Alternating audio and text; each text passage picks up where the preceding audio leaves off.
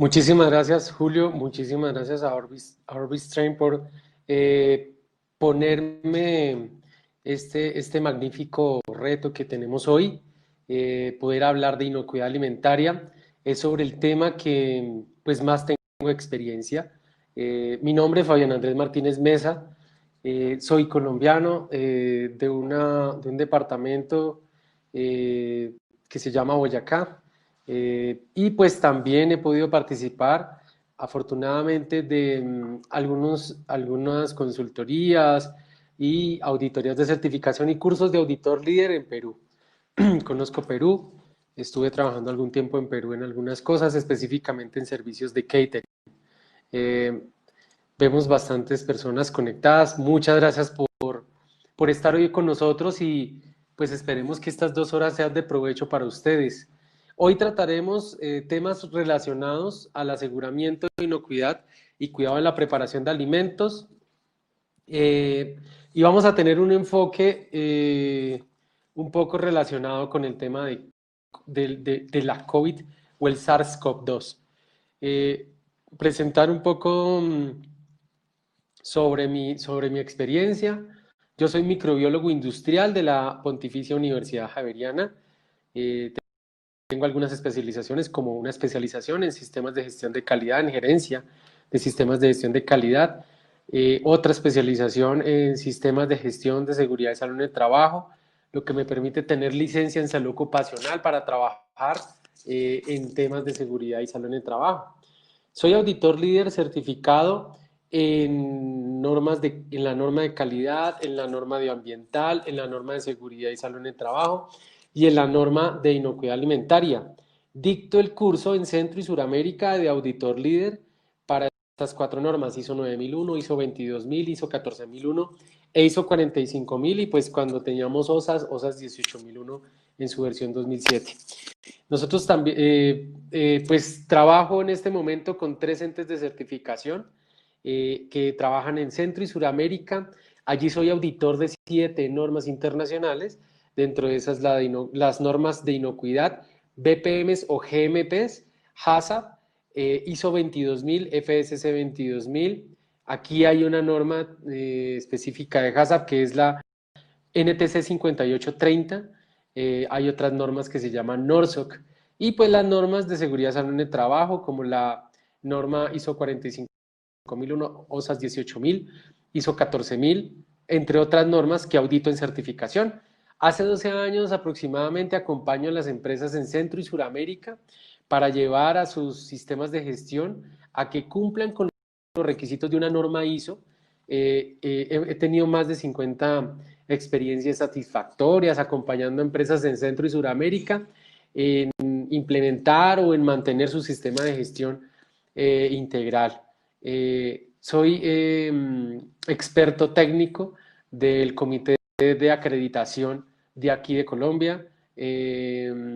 Allá se llama INACAL, perdón. INACAL es como las veces que tenemos acá, INACAL allá, aquí es el ONAC, y hago parte de esa empresa como experto técnico en inocuidad, y hago evaluación de algunos entes de certificación para permitirles o no seguir certificados eh, después de una auditoría de certificación. Eh, bueno, entre otras cosas que hago y me gusta hacer muchísimo. Bienvenidos a esta sesión. Esta sesión es bien interesante, y es una oportunidad para nosotros pues recordar algunas cosas.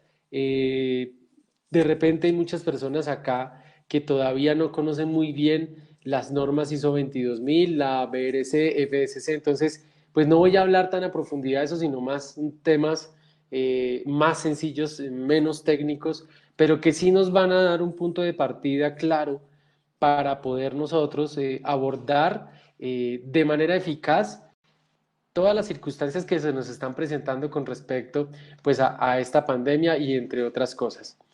Bien, estos son los componentes de esta sesión. Veremos un vocabulario muy sencillo que voy a manejar durante esta sesión. Eh, Vamos a mirar los principales peligros de inocuidad y hago una extensión del tema de lo que es el COVID-19. Vamos a mirar cómo controlar algunos principios de los principales peligros de inocuidad que se nos presentan en este momento para lo que son restaurantes o servicios de catering. Y vamos a mirar el tema de certificaciones que aumentan la confianza pues en el consumo. Eso al final lo explicaremos, que es un tema muy interesante y que pues ojalá tengan ustedes los recursos para poder hacerlo o para poder siquiera pensar en la opción de poder determinar que hay que hacerlo seguramente. Bien, entonces empecemos con el vocabulario. Es un vocabulario muy sencillo. Si ustedes tienen alguna pregunta, me la pueden ir haciendo también por el chat de manera inmediata, no hay ningún problema. Al final de esta sesión aproximadamente dura hora y 30. Entonces, al final de esta sesión, vamos a tener una sesión de preguntas de 30 minutos. Entonces, ya las preguntas técnicas que tengan allí, que sean de fondo o que sean muy sencillas, son todas bienvenidas para que pues ustedes las puedan hacer estas preguntas y pueda yo poderles aportar en algo más con respecto a estos temas. Lógicamente, pues tenemos que hablar de inocuidad, ¿no? Saber qué es inocuidad. Inocuidad es poder garantizar en un alimento que al ser consumido no vaya a ocasionar ningún tipo de enfermedad.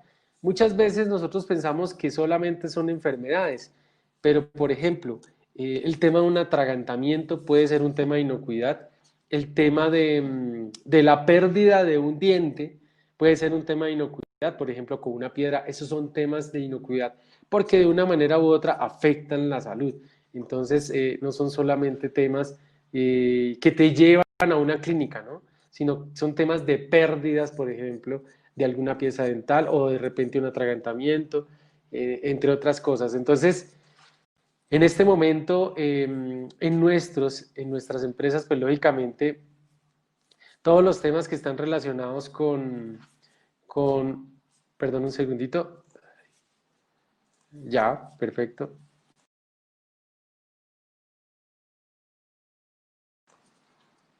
Se me fue el audio un momento, ya está bien. Los temas de inocuidad, lógicamente, en este momento se convierten en un tema importante. ¿Por qué?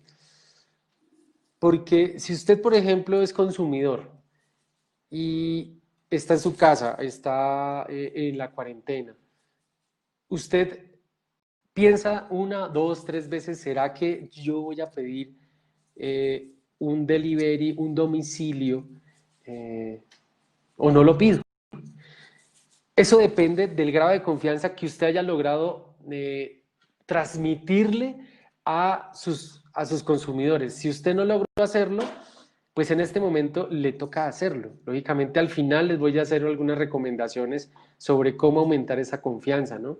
Pero definitivamente este tema de inocuidad antes era un tema que era, no, o sea, no era, era lo que como nosotros lo llamamos, era un tema intrínseco, era un requisito que la gente no lo pedía, que la gente sabía que iba en el producto o que iba en el alimento, pero definitivamente nunca solicitaban ningún tema adicional.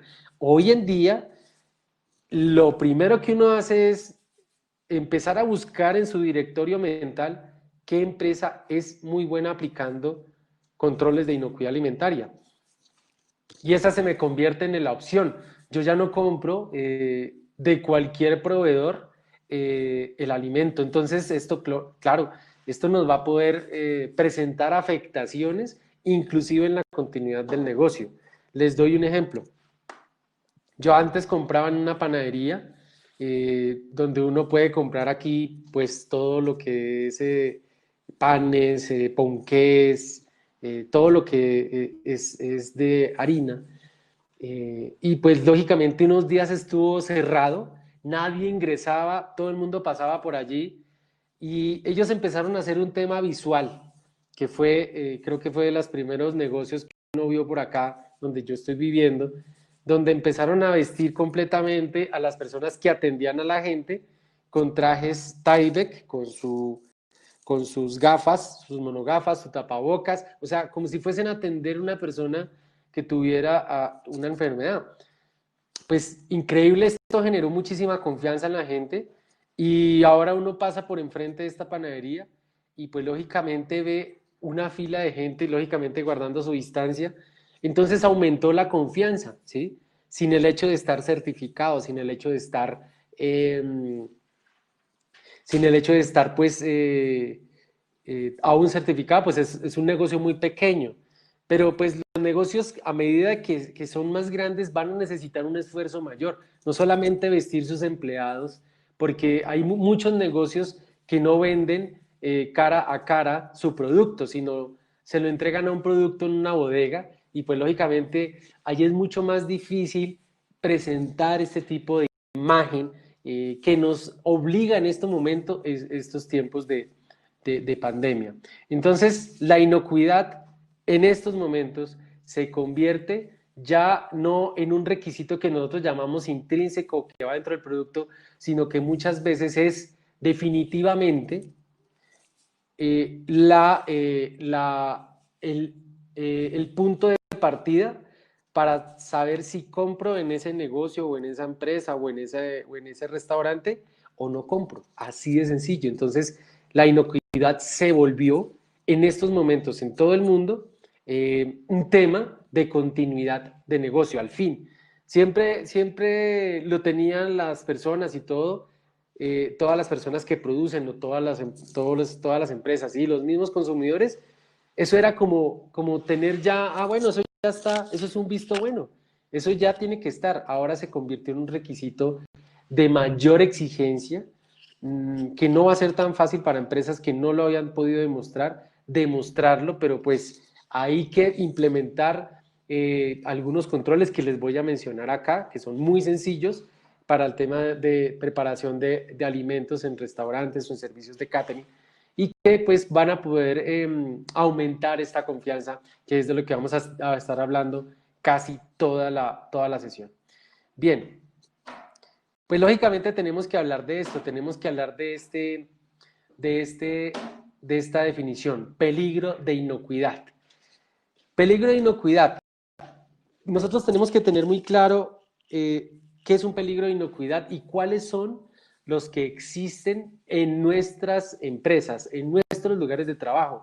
Eso es lo principal. Uno piensa, pero pues todo es un peligro. No, no todo es un peligro. Cuando yo me pongo a hacer los análisis de peligros que se hacen en unas matrices, ¿cierto?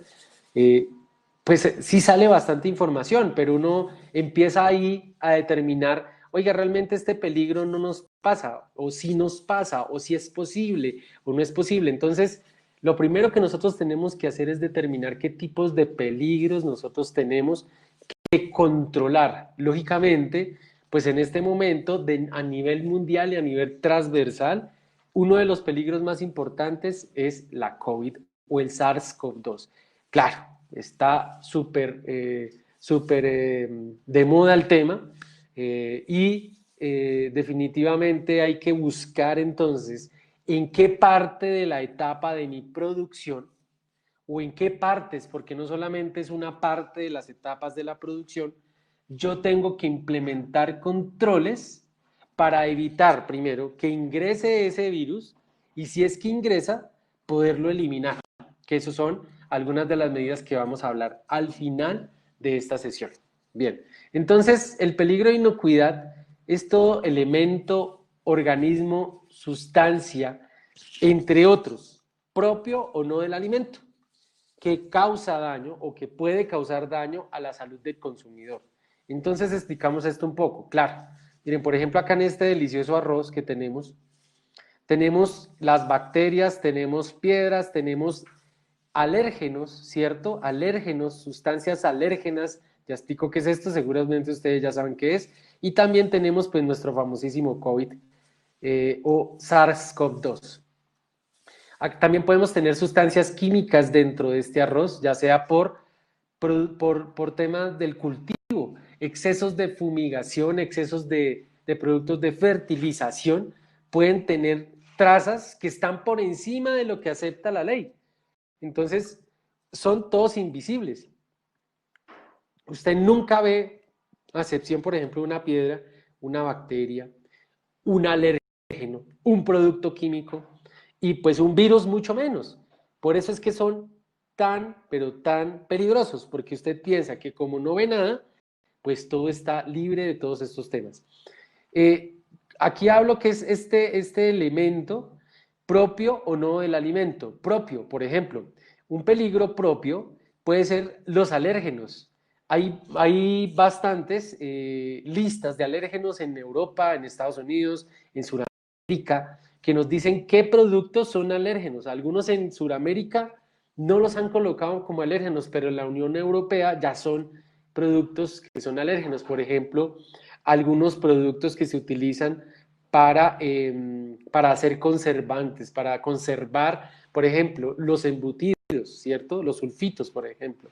Aquí en nuestro Sudamérica, muchas veces los sulfitos, lo que usted le echa a los embutidos, no lo declaran como un alérgeno, pero imagínense, en Europa lo declaran como un alérgeno y está sobre unas concentraciones mínimas que usted no se puede pasar de allí, esa cantidad de aplicación de sulfitos por tonelada de producto o por kilogramo de producto, y no está definido en nuestros países tan claro. Pero fíjense que los seres humanos son los mismos, los que hay en Estados Unidos, los mismos que hay en Europa o los mismos que tenemos acá en Sudamérica. Entonces, ¿por qué pensar que este sulfito no le va a afectar si es que en nuestro país no está definida una concentración máxima de estos productos químicos? Entonces, somos los mismos organismos. Claro, unos tienen ojos azules, otros miden 2,5 metros, nosotros medimos más poquito, somos ojitos con ojos cafés, bueno, somos diferentes, pero definitivamente tenemos el mismo sistema y los mismos organismos. Nos va a afectar lógicamente todos estos excesos de productos químicos que en nuestros países de Sudamérica, por debilidad en requisitos legales, pues no los colocan como un requisito legal, o de repente a veces favoreciendo algún tipo de empresas, pues no los colocan allí, pero nos van a afectar.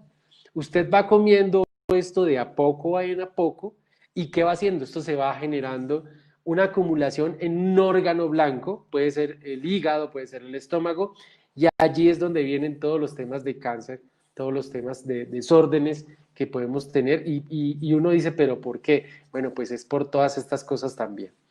Ok, esto es el peligro de inocuidad. Entonces es cualquier elemento físico, químico, biológico, alérgeno, inclusive radiológico, que es uno de los peligros que nos piden identificar cuando estamos exportando a Estados Unidos, peligros de tipo radiológico. Cualquiera de estos peligros puede cambiar el estado de la salud de las personas. Entonces, eso es un peligro de inocuidad.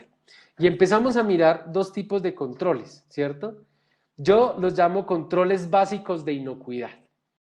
Ese es uno, y el otro control para estos peligros es el punto de control crítico. Lo vamos a ver. Más que hablar nosotros aquí de un plan Hazard, más que hablar de una FCC 22000, más que hablar de una 22000, porque no quería como enredarlos con esto, sino realmente que usted, si realmente hasta ahora está conociendo este tema, sepa cuáles son los controles que tiene que aplicar. Básicamente son dos tipos de controles. Estos son los primeros, controles básicos de inocuidad. La misma frase los dice, son los controles básicos, ¿cierto? Los controles básicos que usted debe aplicar como empresario, o debe asegurar que se aplican como administrador o como supervisor o como coordinador.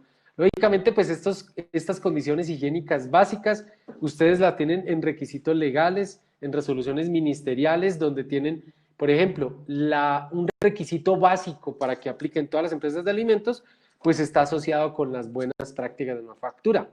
Todos esos temas relacionados al lavado, desinfección de manos, al tema de limpieza y desinfección de los equipos, al tema, por ejemplo, de control de agua potable, al tema de fumigación, a tema de mantenimiento de equipos, de calibración de equipos, de exámenes médicos de los manipuladores de alimentos, infraestructura, techos, paredes, pisos, puertas, ventanas, ¿sí? Entonces, bueno, por ejemplo, hace muy poco tuve una auditoría de certificación y en esta auditoría de certificación se querían certificar en ISO 22000. Permítame un segundito, tomo agua.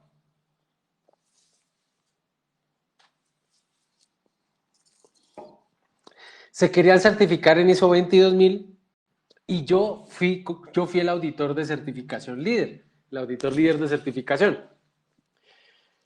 Entonces, esta empresa era una empresa que prestaba servicios hoteleros, ¿cierto? Era un hotel 4 estrellas.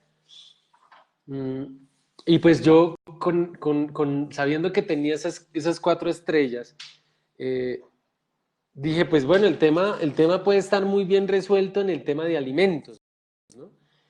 Bueno, cuando empecé a mirar ya las áreas de producción, las personas, la infraestructura, pues realmente sentí que había sido engañado el dueño de la empresa y había sido engañado mucha gente, inclusive los consumidores, porque ni siquiera cumplían los controles básicos de inocuidad. Imagínense que eso fue por la Semana Santa, por esa fecha. ¿Y qué pasa? Entonces, yo fui creo que una semana después de Semana Santa. Eh, Ellos hicieron un pescado, ¿cierto? Ese pescado, lógicamente, se hizo para el Jueves Santo. Yo le dije al señor chef, ¿usted cuándo y cómo descongeló ese pescado? Él me dijo, pues yo lo saqué de la cava de refrigeración o de la nevera de refrigeración, perdón, de congelación, porque el pescado estaba congelado, y lo saqué el día lunes y lo dejé en un balde, en un tacho que nosotros llamamos en Perú, en un tacho a temperatura ambiente desde el lunes. Y yo, bueno, está bien, pensaba yo dentro de mí, tranquilo, debe estar equivocado. Y le preguntaba, ¿usted está seguro de que este pescado lo sacó desde el día lunes y lo preparó el día jueves y lo sacó en un tacho y lo dejó a temperatura ambiente? Sí, sí, porque es que eso siempre se demora en descongelar muchísimo. Y yo dije, bueno, pues entonces miremos los registros de la salida de ese pescado. Efectivamente estaba el registro de la salida del pescado el día lunes y la preparación el día jueves. Y le dije, bueno, y déjeme ver una toma de muestra de temperaturas de esa descongelación de ese pescado. No, no señor, aquí nosotros pues no hacemos ese registro, no es necesario. Claro que sí es necesario, porque ese es un registro de trazabilidad que en cualquier parte del planeta Tierra donde esté usted auditando, es un registro obligatorio de algún requisito legal del país, el registro de trazabilidad. Entonces, todos esos registros que usted hace en la producción, por requisito legal, tiene que tenerlos, ¿cierto? Y guardarlos durante un tiempo. Entonces, este señor me decía que no, otra falta, ¿no? Otra falla. Entonces, yo le decía, bien, este pescado, ¿no sabe usted qué temperatura alcanzó? No, no sé qué temperatura alcanzó. Estábamos en un sitio que era 1800 metros sobre el nivel del mar, o sea, era un clima templado, imagínense el tema. Entonces yo lo primero que pregunté es, ¿ustedes tuvieron algún reporte de enfermedad transmitida por alimentos o algún tema, alguna queja por parte del cliente? Y me dijeron, sí, el día viernes, el día sábado, se presentaron unas personas que supuestamente se habían intoxicado. Y yo, claro. ¿Y pudieron encontrar algún alimento? Sí, parece que estaba asociado con ese pescado que usted nos estaba preguntando. Yo ya allí tenía suficiente evidencia para poder declarar muchas no conformidades mayores, ¿cierto? Eh, entonces, bueno, sí declaré para eso 2 no conformidades mayores. Intenté seguir mirando infraestructura, mirando equipos, que son los controles higiénicos básicos, ¿cierto? Pero habían una infraestructura, paredes donde se estaban cayendo la pintura, había unas superficies donde trabajaban los alimentos que eran porosas, que eran con grietas, los equipos oxidados. Entonces, yo tenía que hacer 3 días y medio esa auditoría en esa área de producción y duré nomás medio día. Y antes del mediodía ya tenía suficiente evidencia objetiva para decir al gerente que teníamos que detener la auditoría porque no cumplía los controles básicos de inocuidad. Y el señor me dijo, pero ¿cómo se le ocurre a usted decirme eso? Si es que nosotros tenemos 4 estrellas. Y me empezó, claro, se puso muy bravo conmigo, incluso empezó a regañarme. Yo le dije, pues es la evidencia que tengo, no puedo darle continuidad a la auditoría porque no cumplen todavía los requisitos. Entonces me toca detener la auditoría. Lógicamente a esa persona le tocó pagar esos 3.5 días y sin embargo el gerente dijo, no, no, yo no le creo, yo necesito ir a ver de primera mano estos temas. Yo le dije, yo lo voy a hacer, yo lo voy a hacer, lo voy a acompañar a mostrarle exactamente qué es esto, pero igual, eso no tendría que hacerlo porque yo ya tengo mis evidencias objetivas como auditor de certificación.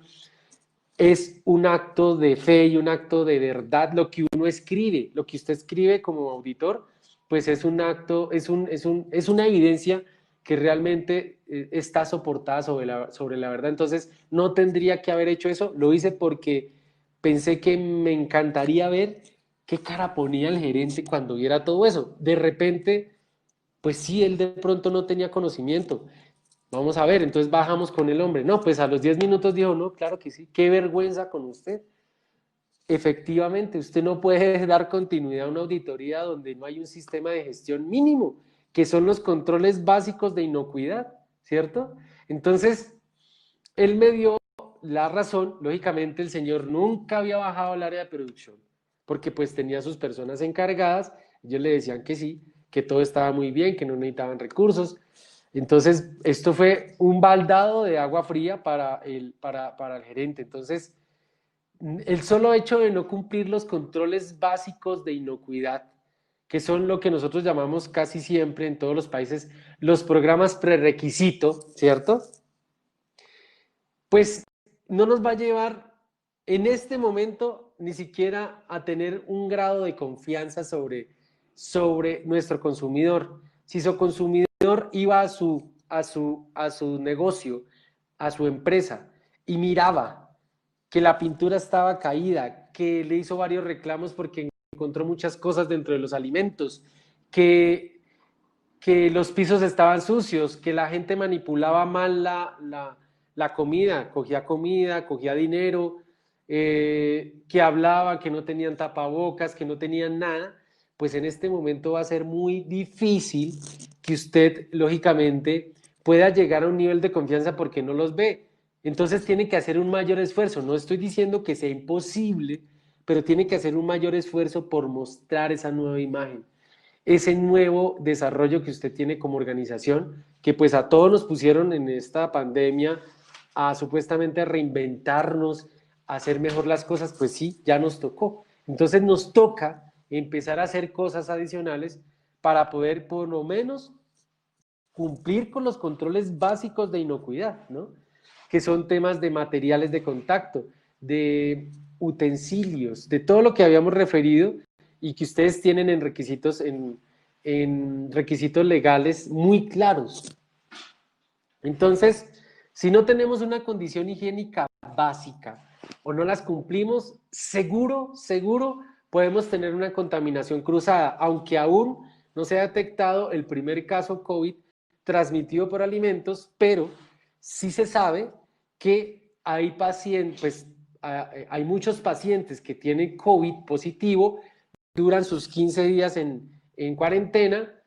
Ellos parece que con el examen que se hacen, que es de RT-PCR, están sanos, ¿cierto? Pero ese RT-PCR lo que hace es muestrear las zonas aéreas del cuerpo, como son nariz y boca, muy atrás, y allí no encuentran muestras, pero hay un estudio que muestra que hasta por lo menos un mes y medio después, los pacientes que tuvieron o que padecieron COVID, que ya han superado el COVID, siguen siendo personas que son asintomáticas, o sea, que ya no tienen síntomas, que ya no tienen problemas en los pulmones, pero ahora tienen problemas en sus problemas en el estómago, entonces en el intestino grueso, en el intestino delgado, y siguen por un mes y medio, perdón la palabra, excretando este virus.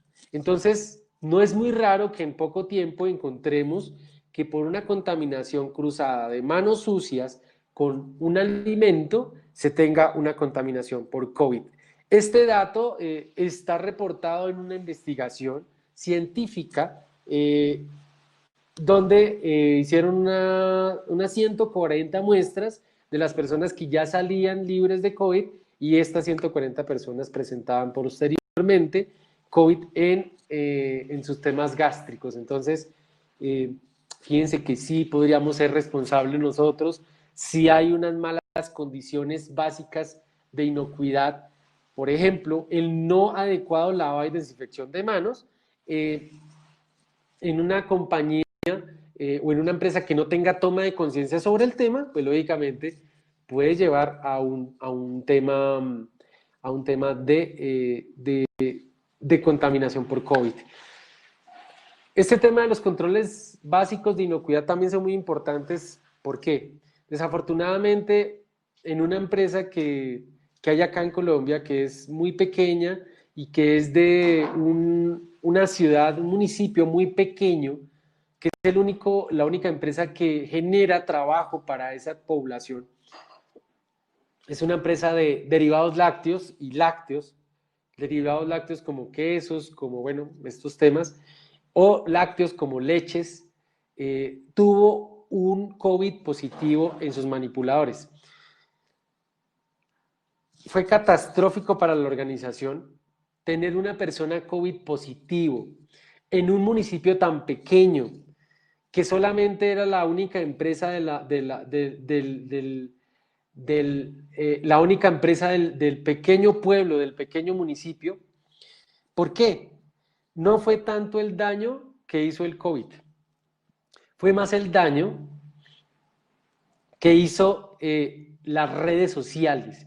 Twitter, Facebook y otras redes sociales acabaron con la empresa. En este momento la empresa está detenida completamente. La cerró, la higiene, o sea, la Secretaría Distrital de Salud la cerró, allí la DIGESA es en Perú, la cierra, la sella, la alcaldía se va contra la empresa y les hacen una auditoría exhaustiva de qué fue lo que pasó. Estaban aplicando protocolos COVID, lo estaban haciendo muy bien, pero se dieron cuenta definitivamente que faltaban controles básicos de inocuidad. Estaba relacionado a un tema de lavado y desinfección de manos, entonces por esto sellan, por estas cosas que son básicas, sellan la organización. Entonces, pues claro, nosotros entonces tenemos que presentar muchísima atención sobre estos controles básicos de inocuidad. Por ejemplo, las aspersiones de ambientes es un control higiénico básico en estos momentos.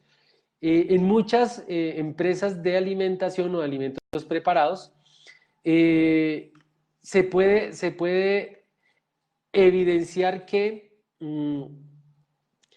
cada cierto tiempo se hacen unas nebulizaciones, se hacen unas aspersiones con algunos productos químicos que logran bajar las cargas microbianas del medio ambiente, ¿cierto? Esto lo vamos a mirar más adelante. Hay una lista de la EPA, que es como el Departamento Ambiental o el Ministerio Ambiental en Estados Unidos, quien en una lista y en una de estas diapositivas que vamos a ver más adelante, refiere qué productos químicos se pueden utilizar para este tipo de áreas. Inclusive refiere los proveedores que tienen. Y eso es el listado que tiene aprobada la EPA para esos tipos de controles con respecto al uso de productos químicos, no en personas, ¿cierto? Sino en ambientes, en superficies, en alimentos. Entonces, es bien importante que esos controles básicos ya migren a cosas como esta, como lo que les estoy diciendo.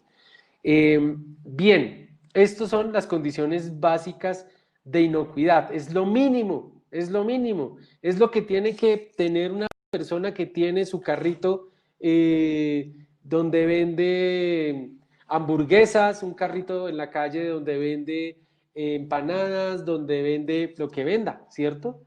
Y si vende pollo, si vende gallina, ellos tendrían que tener cumplimiento de estos controles básicos de inocuidad. Bien, estos controles, junto con los otros controles que ya se llaman, o ya los he llamado puntos de control crítico, si usted los hace muy bien, asegura su alimento. No hay ninguna posibilidad, lógicamente, si sus empleados tienen la toma de conciencia, todo el tiempo están aplicando los controles, no hay por qué temer a que haya una transmisión de enfermedades como por ejemplo la que tenemos en este momento en el mundo, que es el COVID. Entonces, aplicando los controles básicos de inocuidad y aplicando los puntos críticos de control que ya les explico para qué sirven, no tendríamos toda la seguridad de que no se tendría por qué presentar ninguna enfermedad transmitida por alimentos, pero lógicamente esto aplicando todos los recursos que son necesarios, o sea, todos los equipos, todos los productos químicos, todo lo que sea necesario para poder nosotros entregar un producto totalmente inocuo, ¿cierto? Sin dejar de lado la responsabilidad de nuestros colaboradores por la implementación de estas dos medidas de control grandes, ¿cierto?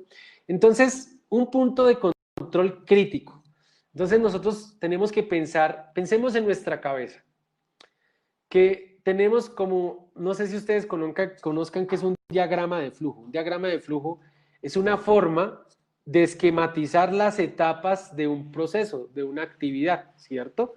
Entonces usted piense en un diagrama de flujo desde las etapas de la adquisición de la materia prima, ¿cierto?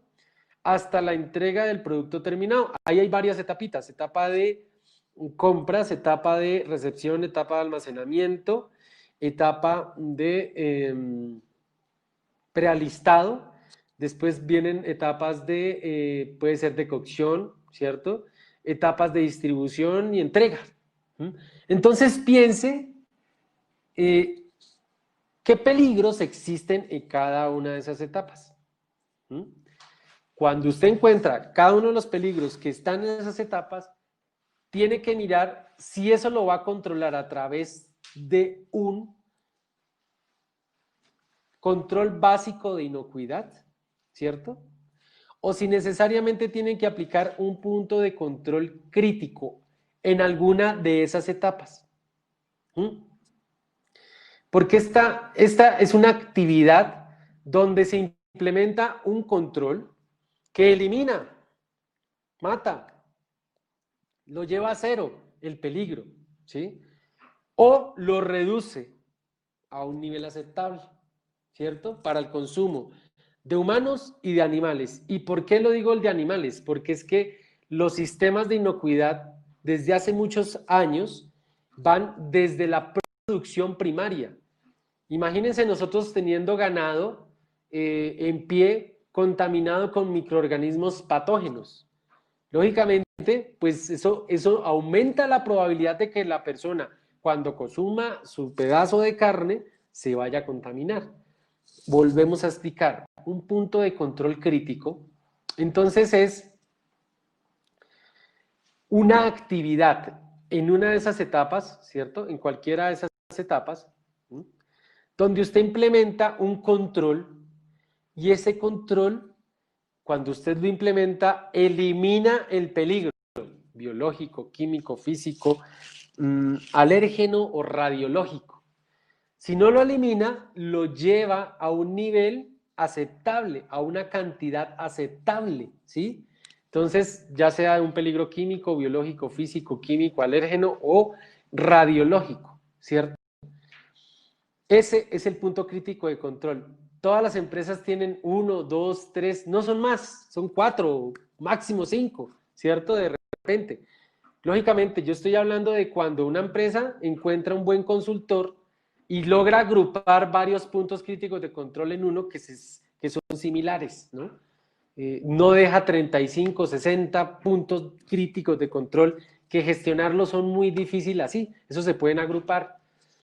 Entonces, este punto crítico de control es esa etapita donde usted asegura que mata bacterias, que elimina, por ejemplo, peligros de tipo físico, ¿cierto? Que donde usted, por ejemplo, asegura que no se va a exceder en un producto químico, ¿sí? Entonces lo lleva a un nivel aceptable. Entonces, por ejemplo, nosotros tenemos acá una figura, ¿sí? Esta figurita. Esto es un filtro sanitario que se utiliza en las empresas de leches, ¿sí? Por aquí pasa toda la leche. Estos filtros tienen unos huecos muy pequeñitos, ¿cierto? Esos huecos tan pequeñitos inclusive alcanzan a atrapar pelos de la vaca, ¿sí? Entonces, puede ser que esto me elimine o me reduzca a un nivel aceptable un peligro de tipo físico, piedras, vidrios, plástico, cosas que no tienen que estar en el producto terminado. Recuerden que la FDA ha definido en uno de sus documentos, no sé si saben qué es la FDA, lógicamente voy a explicar.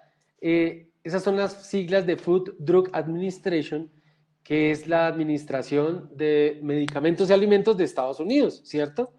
Ellos sacan muchos documentos y muy buenos, y uno de esos es un documento que especifica que una partícula, no tengo por acá una partícula, por acá, a ver, voy a mirar a ver si tengo por acá, no tengo por aquí. Bueno, hagan de cuenta que hay un tornillo, ¿no? Una tuerquita. Esa tuerquita, cuando nosotros le colocamos un filtro de estos, no pasa, o sea, elimina esa tuerca del producto terminado. Eso es un punto, este filtro sería un punto de control crítico, ¿sí? Un punto de control crítico donde ahí me va a eliminar, hasta ahí llegó esa tuerca. Ya no se la va a tomar un bebé, ya no se la va a tomar un anciano, ya no se la va a tomar una persona, pues, que le puede causar una destrucción. Entonces, FDA dice que partículas rígidas de más de 7 milímetros pueden causar, heridas o atragantamientos cuando se están pasando, ¿sí? Entonces, por eso es que estos filtros sanitarios serían puntos críticos de control, ¿cierto? Punto de control crítico.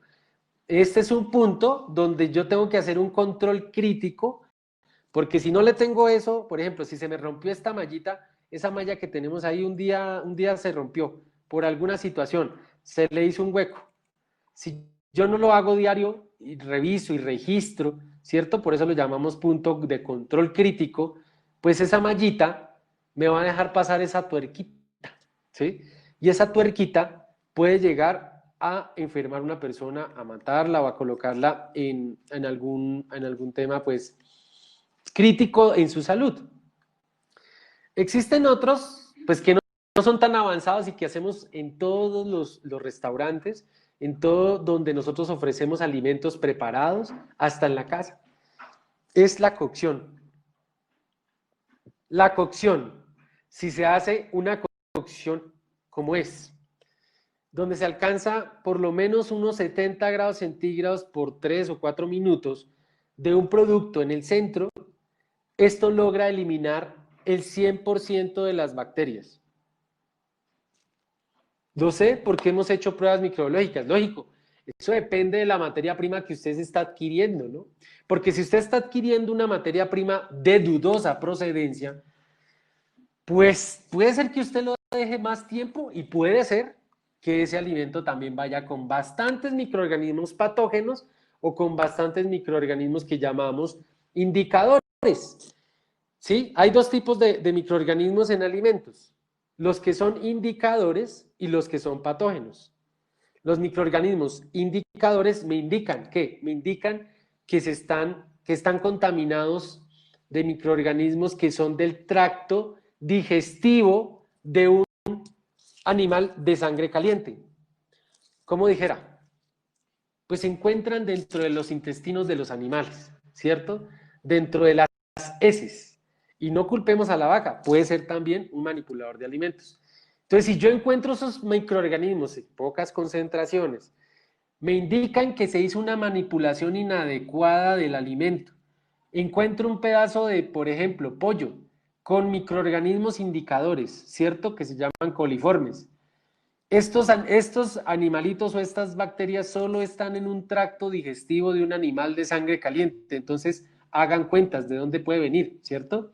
Entonces, si yo encuentro, después de una fritura o después de una cocción de un pollo, eso, pueden pasar dos cosas. Haga de cuenta que usted está en Pardos, que es deliciosísimo. No, hablemos de otra empresa porque esa empresa es muy buena y no vamos a hablar de nombres. Me gusta mucho Pardos, siempre que voy a Perú pido en Pardos, me encanta. Son muy buenos, excelentes en su comida, excelente inocuidad. Hablemos entonces, por ejemplo, de un pescado. Y el pescado usted se lo comió y encontramos, desafortunadamente, días después que ese pescado tenía microorganismos indicadores o coliformes, ¿sí? Pues chica, eso es difícil, no se va a enfermar seguramente, pero ¿qué nos indican? Dos cosas. Lo primero, que el pescado era una materia prima que no era segura, ¿cierto? Que no fue segura. Y lo segundo es que posiblemente después de la cocción, un señor manipulador cabezón, que yo les digo cabezones a veces, o testarudo, o que no toma conciencia, fue al baño, no se lavó las manos y cogió el pescado ya cocinado y lo sirvió. Así de sencillo. Entonces, por eso es que me indican que se manipuló mal o que la materia prima venía muy mal. Por eso es que nosotros tenemos que tener proveedores excelentes y más en este momento. Imagínense que nosotros causemos una intoxicación hoy. Pues nunca debería pasar, pero mucho menos en este momento, ¿no? Bien. Entonces, la cocción hace que se desintegren las células de las bacterias, inclusive algunas bacterias que parecen bacilos, vamos a ver más adelante, que parecen bastones, así como este huequito, tienen una cosita por dentro que se llaman esporas. Entonces, estamos cocinando esta bacteria, ese bacilo, ¿sí? ¡Pah! Se revienta, se muere, pero sale esa pepita, que es como una semilla.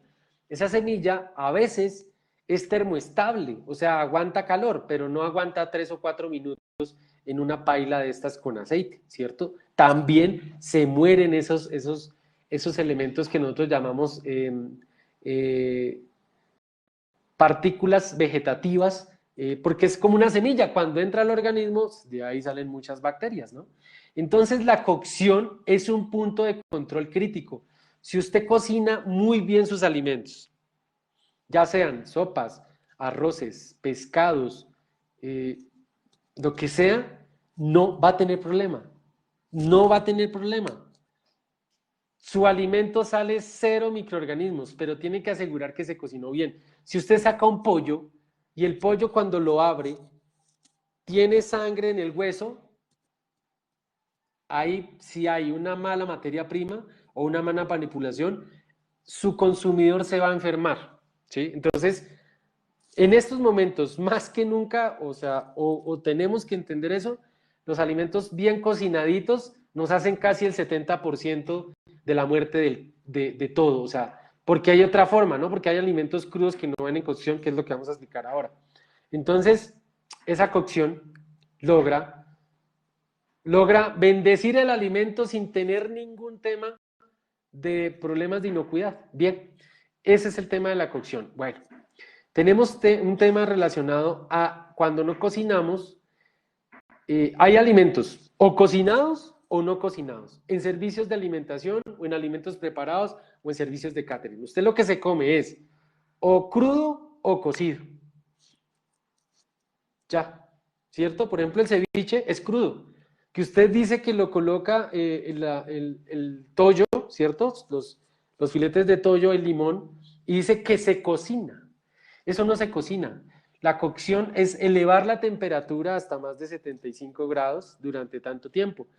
Usted ahí no ve que se cocina, lo que hace es cambiar la textura del pescado donde se vuelve blanco, pero definitivamente eso no es una cocción.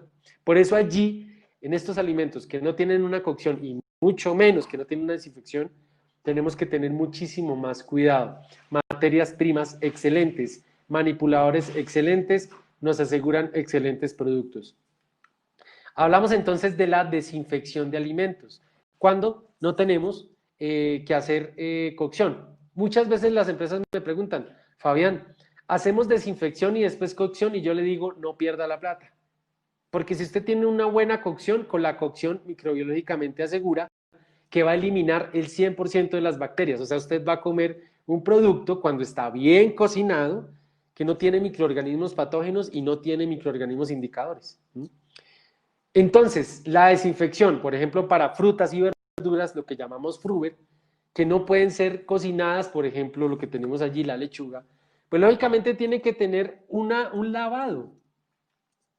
Y oh sorpresa, pues que las empresas de alimentos hace tiempos tienen unos aliados de empresas químicas que les proveen de jabones para alimentos.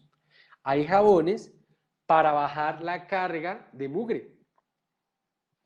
Cuando usted baja la carga de mugre, y más por ejemplo en estas lechugas o todo lo que son hojas, espinacas, acelgas, usted al aplicarle este jabón, pero no es el jabón que usted utiliza para lavar la loza porque esos jabones tienen soda cáustica, no, son jabones o detergentes, más bien hablemoslos, para lavar alimentos, son específicos para alimentos. Entonces usted lava esta fruta, esta verdura o este vegetal, ¿cierto? Lo lava, baja la carga microbiana, pero eso tampoco le va a asegurar que ha eliminado o reducido ese peligro a un nivel permitido, ¿cierto?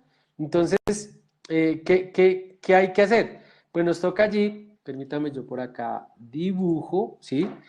Entonces, usted de pronto reduce un poco con el lavado con estos jabones.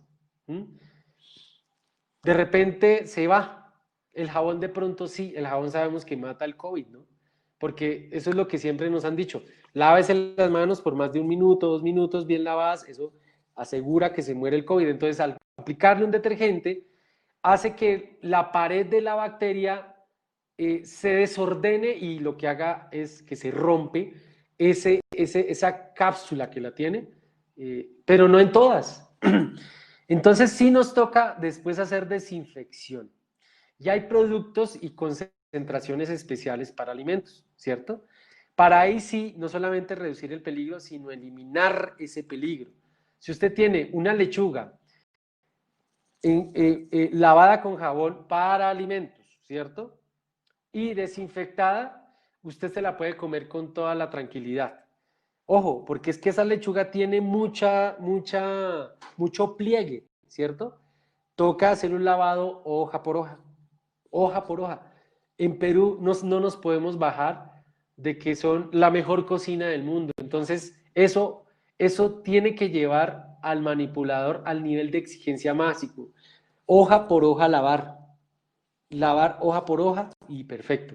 Después enjabonamos y después desinfectamos. Muchos productos desinfectantes hay que hacer después un enjuague, pero inclusive hay algunos productos desinfectantes que no necesitan ser enjuagados porque son, por ejemplo, ácidos orgánicos. Entonces, usted se los puede comer así, ¿cierto? Entonces, ahí es que averiguar en Perú qué empresas de alimentos pueden ser nuestros aliados estratégicos en este momento para que me formule. Yo necesito que me haga jabones para estos productos que sé que tienen mucha carga microbiana. Por ejemplo, todas estas hojas que las riegan muchas veces en algunos países con aguas negras, ¿cierto? O por ejemplo las fresas, ¿sí? Entonces son alimentos que usted debería decidir cuáles son los que pueden tener mayores cargas microbianas, porque no a todo le tiene que echar jabón. Imagínese usted echándole jabón a una papa, eso no, la papa viene de la tierra, la yuca viene de la tierra, el ñame viene de la tierra, eso es imposible, hay que hacer un enjuague. Y lógicamente la papa usted la lava con agua y después la va a cocinar. ¿Para qué la va a desinfectar? ¿Para qué la va a enjabonar? ¿No? Entonces usted tiene que definir qué productos no van a ir a cocción, qué productos tienen altísima cantidad de microorganismos para poder aplicar un lavado, ¿cierto? Y después una desinfección. Aquí en Colombia todas las empresas que utilizan lechuga o estas hojas, siempre nos toca hacer un lavado con un detergente y una desinfección. Si esto no se hace así, siempre salen las ensaladas con microorganismos. Siempre, siempre, siempre. Porque somos malos productores primarios en todo nuestro Sudamérica. Esto lo riegan con aguas negras, con aguas de ríos que tienen aguas que son servidas, que son aguas negras. No tenemos nosotros en ningún país de Sudamérica esa conciencia. Yo he ido a bastantes países de Sudamérica y siempre es el mismo problema. Bien, este entonces sería un punto crítico de control. Esto no es una condición higiénica básica, que era lo que decíamos anteriormente. No, esta es una medida donde eliminamos o reducimos ese peligro a un nivel permitido, ¿cierto? Por eso lo llamamos punto de control crítico. Hay unos más especializados, que pues depende también de los recursos que nosotros podemos tener en la empresa para poder implementar esta tecnología, ¿no? Este es un detector de banda, un detector no de metales, este es un detector de material extraño. Estos detectores ya se están implementando en nuestros países y detectan material ferroso, material no ferroso, vidrio o cualquier partícula que esté dentro del alimento. Esto lo hacen por medio de rayos X, creo que es, y puede determinar dependiendo de lo que uno le coloque. Por ejemplo, yo quiero que me detecte partículas mayores a 3.5 milímetros. Se las detecta, ¿cierto? ¿Qué es difícil de esto? Encontrar una empresa que los venda y más difícil es que la parametricen, o sea, que realmente quede funcionando bien. Es muy difícil todavía en nuestros países este tipo de equipos, ¿cierto? Pero para muchos alimentos es necesario, por ejemplo, para las harinas, para temas de ponqués, bueno, para muchas cosas que pueden ir con elementos extraños, es un muy buen detector de partículas. Bien. Lógicamente, cuando yo detecto aquí un material extraño, estoy eliminando de mi cadena alimentaria ese peligro. Por eso sería también un punto de control crítico. Entonces usted ya vaya pensando en su empresa a través de esas etapas, que es hacer un diagrama de flujo sencillo y empezar a mirar, oiga, aquí tengo este peligro, aquí tengo aquí tengo este otro, y empiece después a decir, mire, esto los voy a controlar a través de condiciones básicas, higiénicas, eso se tiene que controlar ahí. Y hay otras que las voy a tener que controlar a través de un punto crítico de control. Listo.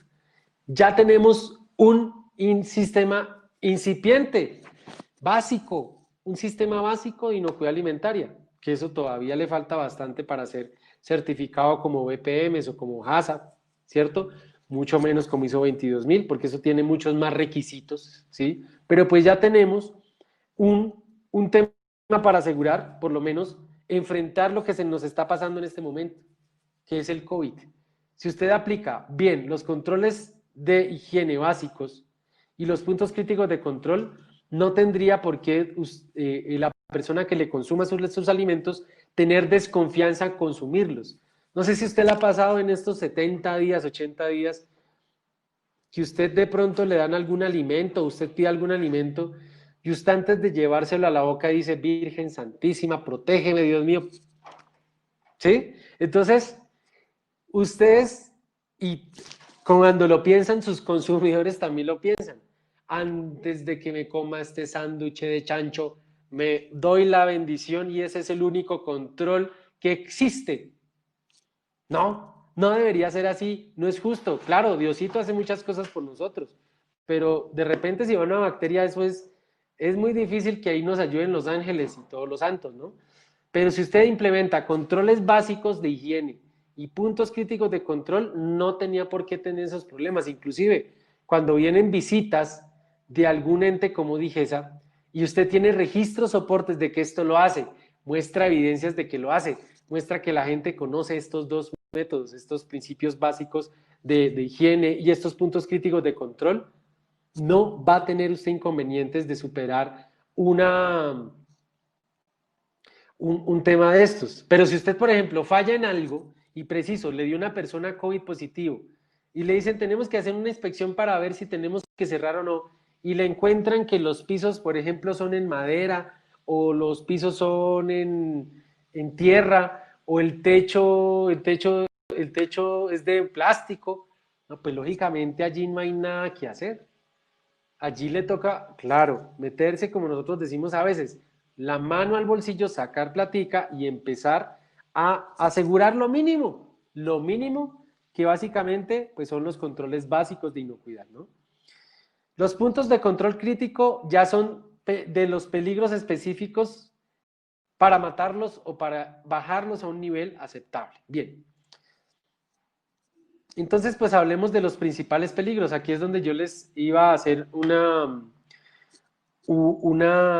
reflexión sobre qué es el COVID. Tenemos que, siempre que nosotros vamos a dar una batalla, tenemos que conocerlo mejor al enemigo y por eso es que en las siguientes diapositivas vamos a, vamos a abordar los temas más a fondo que es COVID. Entonces, permítanme un segundito, tomo agua.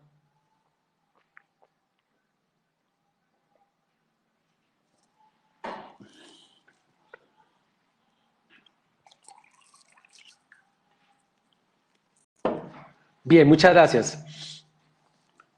El COVID o la COVID, por acá le decimos la COVID porque como es una enfermedad, pues supuestamente tiene género femenino y le decimos la COVID. Los científicos lo conocen como SARS-CoV-2. Entonces vamos a conocer un poco este enemigo. Es muy pequeño, muy pequeño. Miren, una hormiga mide 5 milímetros, un pelo mide 0,1 milímetro. Los glóbulos rojos de la sangre miden 4 micrómetros, ¿cierto? Una bacteria mide casi un micrómetro, pero un virus mide 10 nanómetros. Eso de verdad que es mucho, muy pequeño. Por eso es que no se ve, por eso es que no se ven, inclusive como los hongos, que a veces usted ve el hongo en un pan, se ve. El virus jamás lo va a ver hacia allá por cantidades industriales, ¿no? Nunca lo va a ver. Mide entre 10 nanómetros y 300 nanómetros este COVID, ¿cierto? Inclusive nuestro DNA mide entre 2 a 12 nanómetros, es casi igual. Miren que casi, por ejemplo, aquí tenemos 12 nanómetros y aquí tenemos 10 nanómetros. O sea, es casi igual que nuestro DNA, o por eso es que tiene tanto problema en la parte infectiva, porque es muy pequeño, no se ve, pasa por cualquier fibra.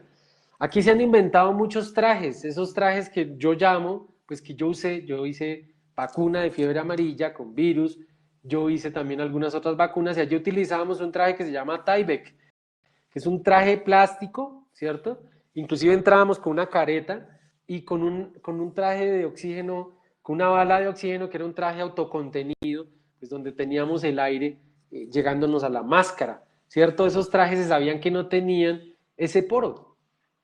Pero aquí ahorita están inventando unos trajes que uno dice, bueno, pues ahí gastaron la plata, porque el virus, ese virus pasa, entra, saluda, visita y le da un besito y sale y vuelve. No, eso no sirve, eso no funciona. Entonces son como unos trajes, bueno, son como para ver un tema visual y no todo el mundo lo tiene claro, ¿no?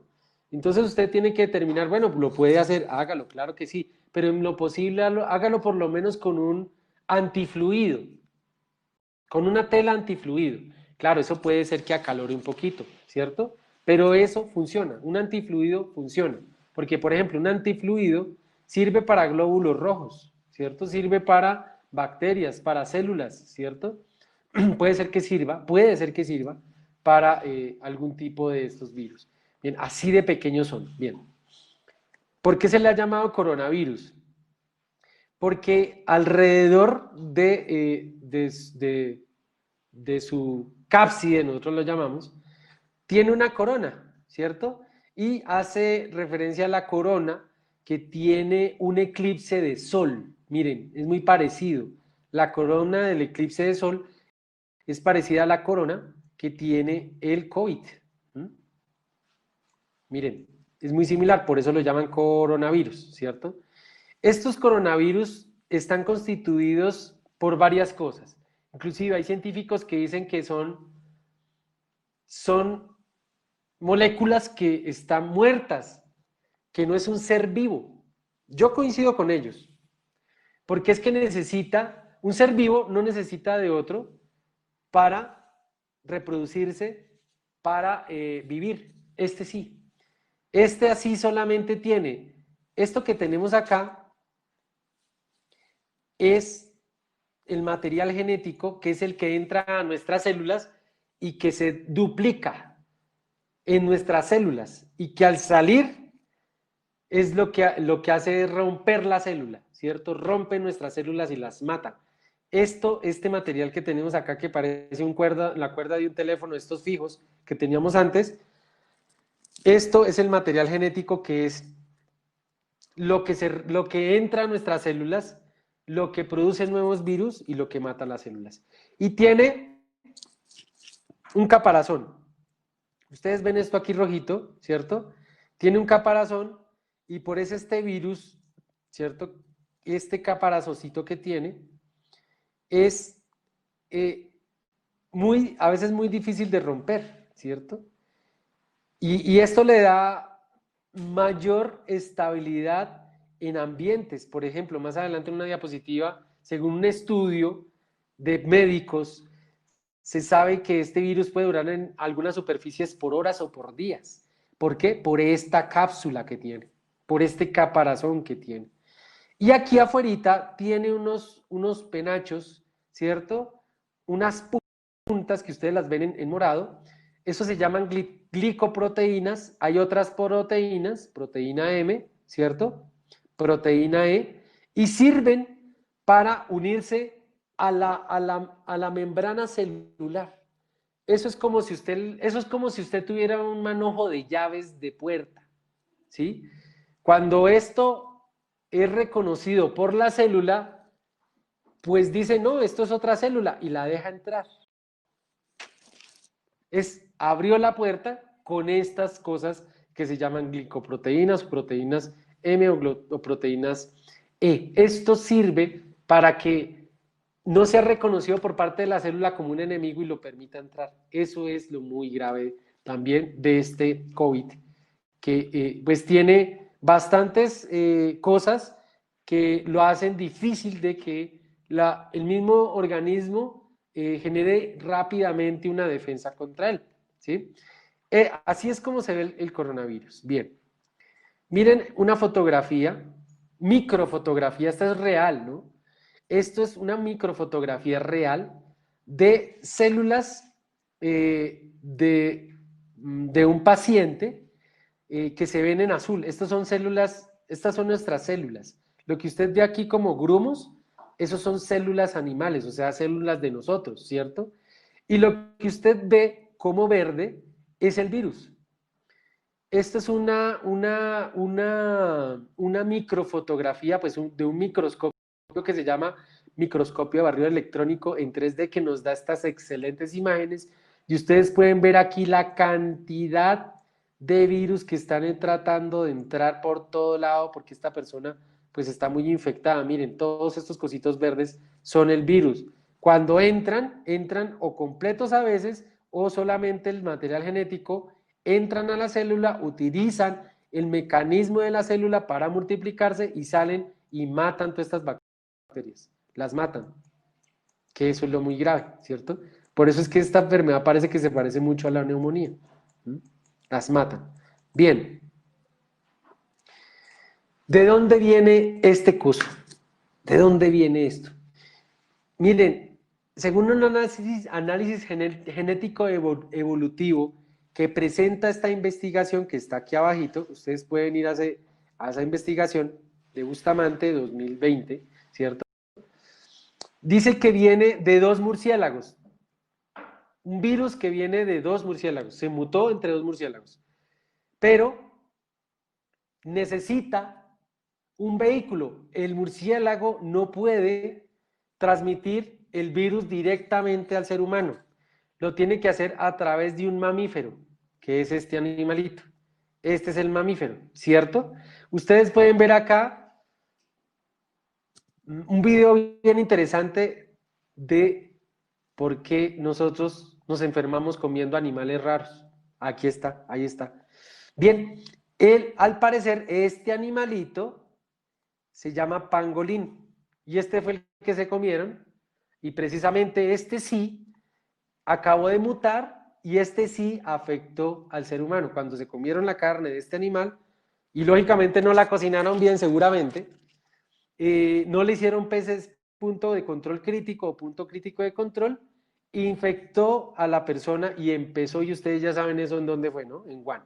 Entonces, esa es la forma de la infección comiéndose estos animales. Pues claro, una persona ya tiene esto, ya no necesita comerse más animales porque la personita que está acá ya infecta a las personas que tiene alrededor. Y ahí empieza. Y viene eso, ya saben de dónde viene. Perfecto. Bien, en este momento se tiene suficiente evidencia aquí en este documento, ustedes lo pueden investigar por internet, está disponible por internet, que se puede detener la infección del COVID por tres formas: por pequeñas gotas en ojos, en nariz o en la boca, ¿cierto? O por aerosoles cuando las personas que trabajan en salud hacen la muestra COVID, que tienen que meter este hisopo hasta la parte de atrás de la nariz o hasta la parte de atrás de la boca y sale algún aerosol, ellos pueden ser contaminados. O inclusive en este documento que está aquí, que es una investigación del Journal of Hospital Infection, ¿cierto? Ustedes se los dejo ahí, que lo pueden investigar. Hicieron una investigación de la persistencia del coronavirus en algunas superficies. 5 días en superficies plásticas, 2 a 8 horas en superficies de aluminio, 8 horas en guantes, en metal 48 horas, en madera 4 días, en plástico 4 días, en papel 4 a 5 días. Y esto está respaldado por esta investigación que también está acá. Ahí está la investigación, que fue una investigación publicada en un documento indexado internacionalmente y es un documento serio. Entonces, hasta ahora se sabe eso, pero que usted no sea el primer caso en el mundo de COVID transmitido por alimentos, por Dios. Eso ni siquiera hay que averiguarlo. Yo ya les dije en la parte anterior que es posible que algunos pacientes después de tener COVID sigan teniendo el COVID en sus intestinos, ¿sí? Y que por una inadecuada manipulación de un manipulador de alimentos, pues lo transmita por contaminación cruzada a sus alimentos. Y preciso, sale usted en las noticias, el restaurante es el primer caso de COVID transmitido por alimentos y vienen investigadores de fuera del país a investigar el restaurante. Se le acabó el negocio. Ni siquiera hay posibilidad de averiguar eso en su área de producción. No, no hay posibilidad. Bien, ya lo sabemos, ¿no? Sé que esta diapositiva puede ser muy pequeñita, ¿cierto? Pero la traje porque eh, precisamente en esta investigación que está acá, que usted la puede ver, ¿cierto? Después, allí nos dice qué podemos utilizar para los SARS-CoV, ¿cierto? Para los virus de gripa SARS-CoV, ¿cierto? El etanol o el 2-propanol, que son alcoholes, que es el alcohol que utilizan en las manos o el alcohol que usted se aspersa, ¿cierto? En estas concentraciones que están acá, para este virus, baja, miren, logarítmicamente hasta en 5 unidades, o sea, casi que lo mata. Igual a esto. Solamente en esta exposición de tiempo de 30 segundos. O sea, si usted lo deja más tiempo o se lo deja ahí, ¿lo va a matar completamente? Seguro que sí, ¿cierto? Eso era lo que quería mostrarles en esta gráfica, en esta tabla, perdón. Inclusive,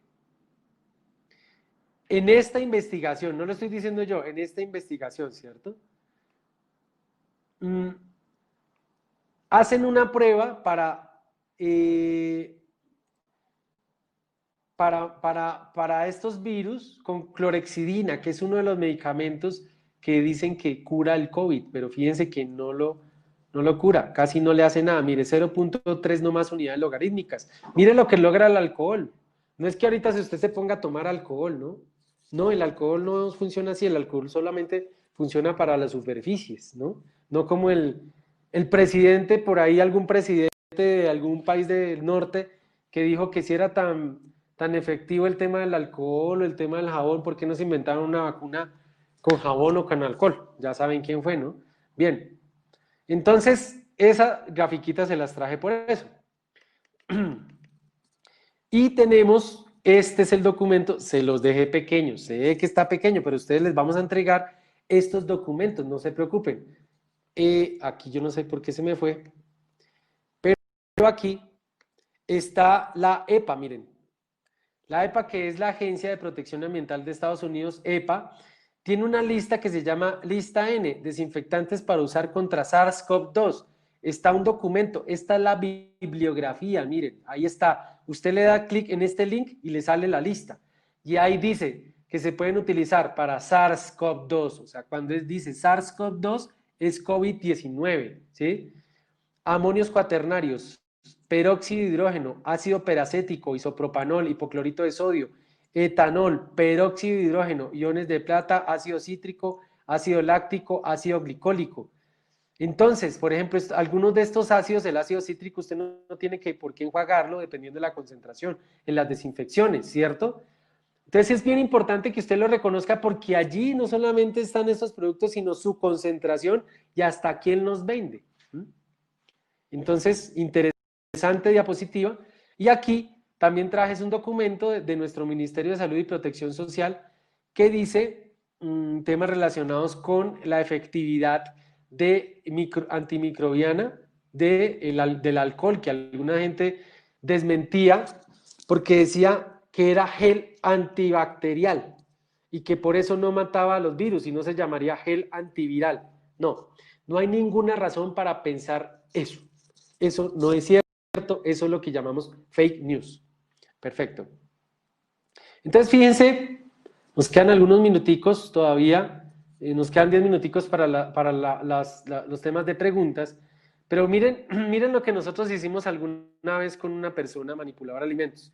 Conseguimos una caja de Petri y le dijimos, ponga su mano ahí, mírela, aquí está la mano. ¿Mm? Ese señor parecía un zoológico, tenía parásitos, tenía hongos y tenía bacterias. Miren cómo quedó eso, ¿cierto? Estas son algunas pruebas de dedos sucios. La persona colocó en el mismo agar sus deditos, sus huellas digitales y salió esto. Si eso está en un manipulador de alimentos, tengan la total certeza que ese señor sí puede ser un vehículo para transportar el COVID. Entonces, a aumentar la toma de conciencia de la gente. Miren, tener un COVID positivo en una compañía la puede acabar. En estos momentos la puede acabar. ¿Por qué? Porque mínimo le toca estar 15 o 20 días cerrado. ¿Usted qué hace sin trabajo 15 días o 20 días? ¿Usted qué hace?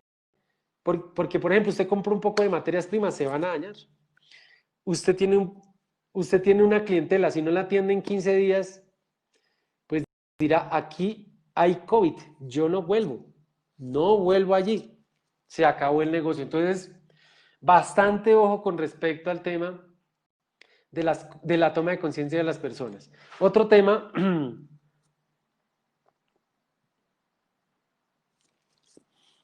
es el tema de microorganismos del cabello.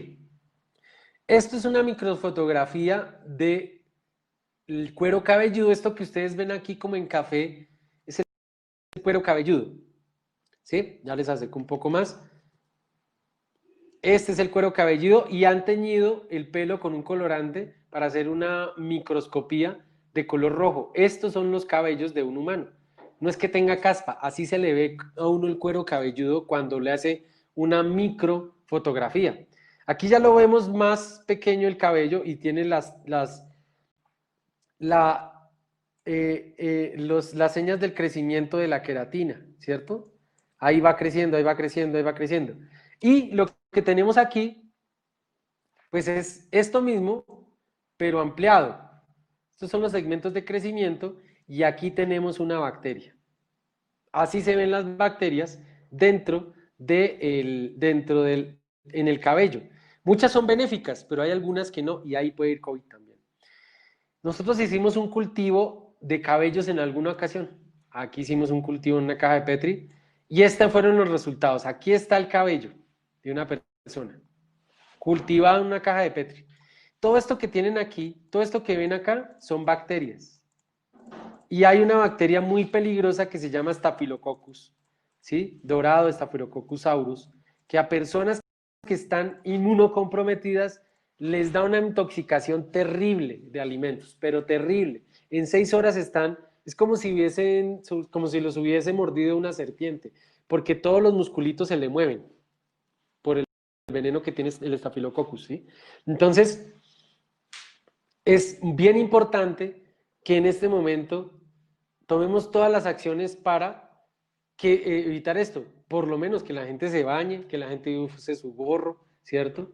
Que tenga su cabello recogido. Bien.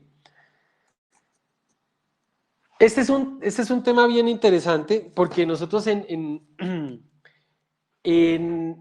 servicios de catering, servicios de alimentos preparados, servicios de restaurante, a veces decimos cómo es que descongelamos nosotros o podemos descongelar carnes de pescado, pollo, cerdo, esas, porque los crustáceos o los mariscos, ojalá o sea, si se dan a descongelar, se descongelen encima de una plancha, encima de un horno, de una vez, no tendrían por qué tener una descongelación por horas, porque esto aumenta los peligros de que tiene el mismo producto, los productos químicos que tienen estos se aumentan o el recuento microbiano se aumenta, no, esto toca botarlo de una vez a la olla, ¿cierto?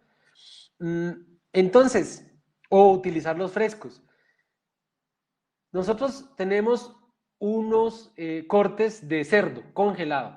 ¿Cómo los descongelamos? Miren, este documento que está aquí, ustedes lo pueden buscar así, copiar y pegar ahí en internet y les aparece el código de prácticas de higiene para alimentos precocinados o alimentos de cocina, se llama CAC RCP 39 y nos da 3 formas de descongelar para evitar que estos animalitos, que son las bacterias, se multipliquen. Por ejemplo, este bichito se multiplica en 2 cada minuto, por 1 minuto. Mucha gente quisiera ser así, no, no mentiras. Por minuto, se multiplica 1 por minuto. 2, imagínense entonces, si usted deja esta carne afuera por ejemplo, a la intemperie durante 4 horas, lo único que puede hacer es echarle la bendición, cocinarla mucho y de pronto no enfermarse, ¿no? Pero el Codex Alimentarius dice que uno puede descongelar estos productos de una manera segura, primero, en un refrigerador o cámara de descongelación construida a propósito a una temperatura de 4 grados centígrados o inferior. 2. Agua potable corriente mantenida a temperatura no superior a los 21 grados centígrados durante no más de 2 horas. Yo nunca recomiendo esto por el tema ambiental. Y tiene que ser un agua potable, pero de esas excelente que usted le abre la llave y se la toma. No le pasa nada. Si no tiene agua potable, no. Y corriente, ¿qué quiere decir? Que tenga la llave abierta. No puede dejar emposada la carne. Y esto adicionalmente es malísimo para la carne porque, por ejemplo, esto tiene muchas sales. Sales que son deliciosas cuando usted se la come, ¿sí? Pero si usted le empieza a botar agua, esa agua empieza a arrastrar con todas esas sales deliciosas que tiene ese músculo. Entonces va a quedar un caucho, eso va a quedar como comerse un pedazo de plástico. Por eso es que yo no la recomiendo, aunque aquí refieren que se puede hacer. Y la tercera es de una vez en un horno microondas, solo cuando el alimento será transferido inmediatamente a los aparatos de cocinar convencionales como parte de su proceso continuo de cocción o cuando todo el proceso ininterrumpido de cocción se realiza en el horno microondas. También es bueno, cambia un poco el sabor, pero también asegura el tema de la microbiología no aumente. El que más recomiendo es este. Funciona de maravilla, no pasa nada. Usted si tiene un refrigerador que está a no más de 4 grados centígrados, yo esperaría que no fueran más de 24 horas, por eso es que usted tiene que hacer, si usted compra postas, si compra toda una pierna y congela toda una pierna, descongele toda una pierna, es muy complicado. Empiece a cambiar eso, empiece a que su proveedor le entregue porciones más pequeñas, porciones casi que individuales, con eso las puedes congelar, inclusive no pierde la carne. Nosotros nos pasó muchas veces, eso fue en Ecuador, que pedíamos los pedazos completos, nos salían, claro, un poco más económicos, pero teníamos que voltear un poco ¿no? de carne, porque teníamos que descongelar 30 kilos, 50 kilos, que era una bola, eso nunca se descongela, nunca se descongela, si lo dejes 2, 3 días en una cava de estas, en el centro nunca se descongela y empieza a perderse la inocuidad por fuera del producto, entonces empiece usted a pedir porciones más pequeñas a su proveedor de carne para que usted las pueda manejar. Por ejemplo, usted pueda tener congelado y eso se llama la minuta y lógicamente cuando usted algún proveedor le pide carne que no tiene lista, pues la saque del congelador y de una vez la bote a una plancha, ¿sí? A una estufa y de una vez pues se hace, no pasa absolutamente nada. Y así asegura aún más pues el tema de inocuidad. Estas son las formas que nos ofrece el Codex Alimentarios. Otro control muy importante y que seguramente todos ustedes saben son las temperaturas de distribución, que siempre tienen que estar en una temperatura mínimo de 60 grados en una línea de servicio para poder garantizar que allí no hay aumento de microorganismos, no hay multiplicación de microorganismos. Entonces, bien importante que ustedes tengan en cuenta esta temperatura segura, no solamente de mantenimiento de temperaturas calientes, sino también mantenimiento de temperaturas frías, productos de bebidas o productos que están que necesitan ser distribuidos en refrigeración. Entonces usted tiene que garantizar que sea menor a 5 grados centígrados, ¿cierto? Lógicamente, aquí es muy importante tenerlos en esto porque, por ejemplo, si usted tiene un delicioso pollo saltado, una carne saltada, y la tiene en una olla durante 4 horas a temperatura ambiente, no. Puede ser o no puede ser, ¿no? Que la gente se intoxique, pero en este momento, ¿quién quiere tener una intoxicación en su empresa? Nadie, nadie. De verdad que sería como quitarse el pan de la boca, como echarle candela o prender fuego a una empresa. No podemos hacerlo, ¿cierto? Lógicamente, temas de contaminación cruzada. Ustedes ya lo saben, aquí tenemos una persona, había picado cerdo crudo y después coge este mismo cuchillo para cortar lechuga. No hizo nada. Esto ya es para comer. El señor le pasó cualquier cantidad de parásitos que pudieran haber tenido el cerdo a la lechuga y la lechuga la va a consumir el cliente porque ya este señor no le va a hacer desinfección, sino la va a poner en un plato y listo. Y eso no se ve. Eso no se ve. Bien. Por último, lógicamente ustedes ya saben qué es esto. Estos se llaman acrilamidas. Esta es la molécula que se llama acrilamida. ¿Dónde está? En todos los alimentos que pueden tener harina o que tienen gluten o que tienen azúcares. Entonces es lo que se produce, esta molécula se produce después de que se pasó de cocción. Se le quemaron las papas, se le quemó el arroz, se le quemó el pollo. Eso morenito, eso quemadito, tiene gran cantidad de estas cosas que nosotros llamamos contaminación de elementos polares, que es cuando usted utiliza, este aceite está lindo, está bonito, pero usted a veces consigue unos restaurantes donde el aceite parece el aceite de un carro antes de llevarlo al cambio de aceite de los 10.000 kilómetros, negro. Y a veces dicen, no, entre más negro, más rico. No, no puede ser. Eso está llenísimo de esta cosa, de esta molécula, que es un elemento polar, que es básicamente, se desdobla una proteína que tienen las harinas y se convierte en acrilamida y en otras moléculas, ¿sí? Como acaratoxinas u otras toxinas. Cuando usted come de esto, no es que se vaya a enfermar inmediatamente, pero ya va perdiendo como el gato, las vidas. ¿Por qué? Porque esto se va acumulando en su cuerpo y empieza a generar cáncer de estómago, cáncer de intestino, cáncer de, bueno, de todo lo que puede, donde pueda llegar esta molécula a atraparse allá, ¿no? O empieza a generar desórdenes en el sistema nervioso central. Por eso es que nosotros tenemos que hacer controles con respecto a las acrilamidas, que es cuando usted cocina, por ejemplo, con un aceite, oiga, se le está quemando el aceite. Si el aceite ya está botando humo, es posible que tenga acrilamidas, ¿cierto? Y estas acrilamidas se producen en diferentes momentos, perdón, en diferentes temperaturas dependiendo del producto. Pero, por ejemplo, para las papas fritas son más de 160 grados centígrados el aceite. Usted si lo pone a más de 160 grados centígrados, ya hay una probabilidad de aumento de acrilamidas y ya no le estaría dando a sus hijos papas solitas, sino papa con salsa de acrilamida. ¿Le gustaría? No, no le gusta. Si no le gusta, pues no lo haga. Entonces, hay que conocerlo, hay que controlarlo. Esto ya lo están controlando a través de unas tiritas de papel que lo meten en el aceite y sale un color. O inclusive hay un equipo que parece un termómetro, esos de punzón, pero que es grandote, que usted lo mete entre el aceite y le da unas unidades de elementos polares y creo que no puede estar mayor a 19 unidades de estos elementos. Si está mayor de 19 unidades, es porque hay mucha acrilamida y usted ya tendría que cambiar ese aceite. Bien, para resumir, ¿cómo controlamos los peligros de inocuidad? Para resumir.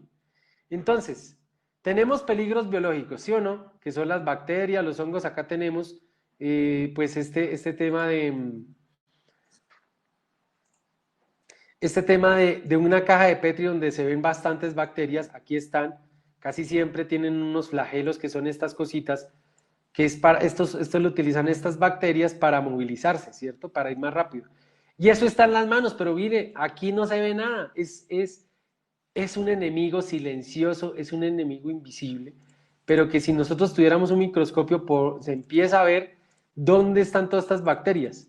Entonces, ¿qué es lo que hay que hacer? Lógicamente, como nosotros habíamos hablado, por lo menos, dos tipos de controles. Los controles básicos de inocuidad y los puntos de control crítico.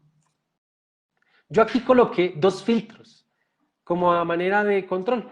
Dos filtros, y son dos filtros de café. No es que usted ahorita en su empresa vaya y compre muchos filtros de café y empiece a meterlos. No, esto es para hacer un ejemplo de que el peligro cuando se le implementan estos controles básicos de inocuidad, que es todo lo que hablamos al principio, empieza a disminuir ese peligro porque ese peligro se empieza a quedar acá, ¿cierto? Ah, sí, me lavo las manos, me desinfecta las manos, limpio las superficies, desinfecto las superficies, hago desinfección del medio ambiente, no hago contaminación cruzada, tengo toma de conciencia, tengo mis exámenes médicos bien, tengo infraestructura buena, los equipos no tienen óxido, los equipos los puedo limpiar y desinfectar cada rato, tengo agua potable, todo eso se va quedando ahí y van pasando muy poquitos peligros. Miren la flecha gorda que venía acá, acá se quedan muchos y empieza a bajar ese peligro.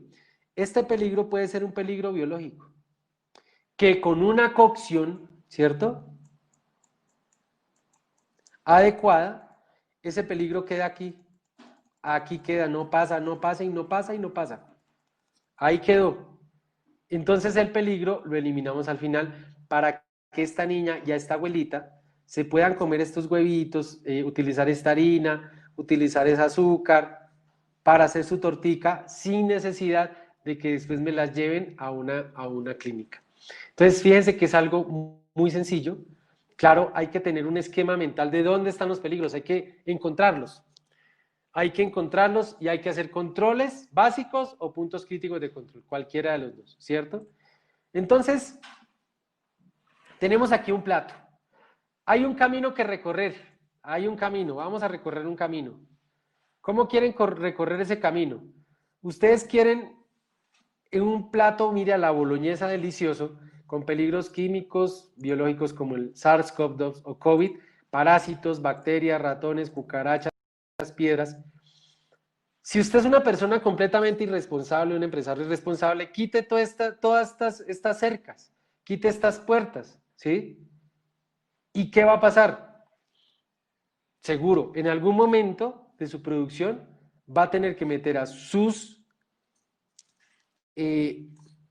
clientes en este carrito que se llama ambulancia. Pero si usted aplica controles básicos, que son manipuladores, infraestructura, ambiente de trabajo, equipos, utensilios, materias primas, materiales de contacto, los productos terminados, y aplica puntos críticos de control, como la cocción o como la desinfección de alimentos, estos señores se van a subir por otras cosas a un carro de estos que no por usted. ¿Bien? Para finalizar, ¿cómo aumentamos la confianza en el consumo? Miren, este señor, esta señora tratando de cogerle las manitos a este trapecista. En este momento estamos así. A ver a quién le cogemos las manos, a ver quién se deja coger las manos para lograr, porque hay unas empresas ni siquiera han logrado tener confianza en sus consumidores. O hay otras que sí, que están certificadas en ISO 22, FSC, BRC, IFS, SQF, cualquier estándar, entonces van a aumentar la confianza. O vamos a tener que lograr, o vamos a tener que aumentar en este momento de pandemia. O lograr o aumentar, ¿sí? La confianza en el consumo. Porque si no, la gente se va a quedar siempre cocinando sus alimentos en la casa, que sabe que los cocina, que sabe que los desinfecta sin ningún problema. No va al restaurante suyo porque no tiene confianza, no tiene ninguna confianza. Entonces, pues tenemos que saber que debemos cumplir con lo mínimo, que es un marco normativo peruano, que son la Ley General, el DL 1062, el Reglamento sobre Vigilancia, ¿cierto? El DS 0627 del 98, esta resolución ministerial y esta otra, este decreto ministerial. Entonces, pues esto es lo mínimo y hay otras más, muchas más. Muy seguramente alguno de estos está actualizado. No tengo en este momento la actualización de esos temas, pero lo mínimo es esto. Entonces usted tiene que leerlo, es muy sencillo y cuando lo lea se va a dar cuenta, oiga, yo hago muchas de estas cosas. Y lo que no haga, pues lo tiene que hacer, ese es el análisis de brechas. La primera cosa es cumplir con esto para aumentar la confianza. Pero esto nadie lo ve. O sea, nadie le dice, usted cumple la 26842, nadie dice eso. Entonces, es posible, no es obligatorio, es posible que usted empiece a certificarse con algunos estándares que están saliendo en el mercado que se llaman COVID-Free. En Perú hay dos empresas que lo están ofreciendo según lo que investigué. Está AENOR Perú, que es un ente de certificación, que está acreditado, que es un ente serio, ¿cierto? No trabajo con ellos.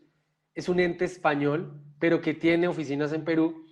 Usted puede hacer la certificación de protocolos frente al COVID. Aquí está el link donde está toda la información referente a esta certificación.